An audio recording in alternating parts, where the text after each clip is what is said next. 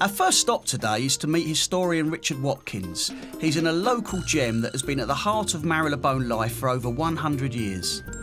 The Roth family were German immigrants who came over in 1900 and set up this shop. And you know, the look of the place has hardly changed ever since, and they're on to their, fourth or fifth generation now in the family, still running it, still holding the same traditional approach to customer service. Yeah, because it does still have that kind of villagey feel, doesn't it? It almost feels like we've gone back into the past coming in here. As a London taxi driver, I'm familiar with all these streets around here.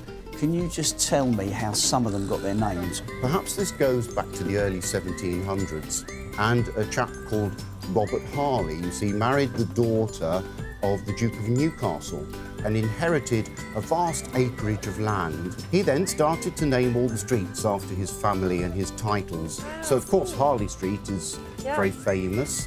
Cavendish Square, again, part of the family name of when the successive generations developed.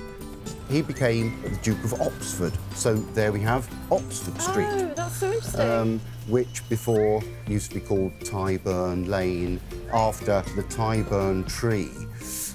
About 7 centuries of rather gruesome executions in London. So when you say execution, do you mean hanging? Yes, it was basically hanging at Tyburn tree.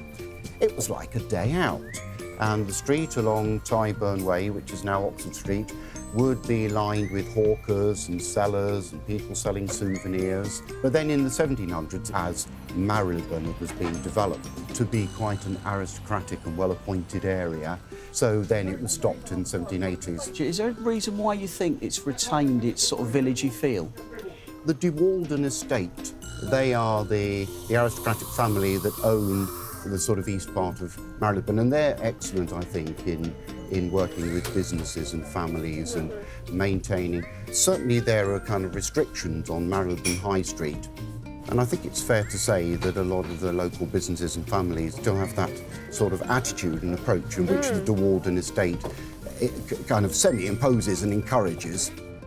And what happens if we cross over the road into Fitzrovia? Much of its time it was kind of North Soho, and has a little bit of a different character, I think. Fitzrovia, after Fitzroy Square, which was named after Henry Fitzroy in the 1600s, who acquired a large bit of land around there in the manor of Tottenham Court. Is there anywhere close by to here I can bring Olivia to have a look around? Aha! Pollock's Toy Museum. On the corner of Scala Street and Whitfield Street, just around the corner from Tottenham Court Road, is this wonderful museum of the history of toys.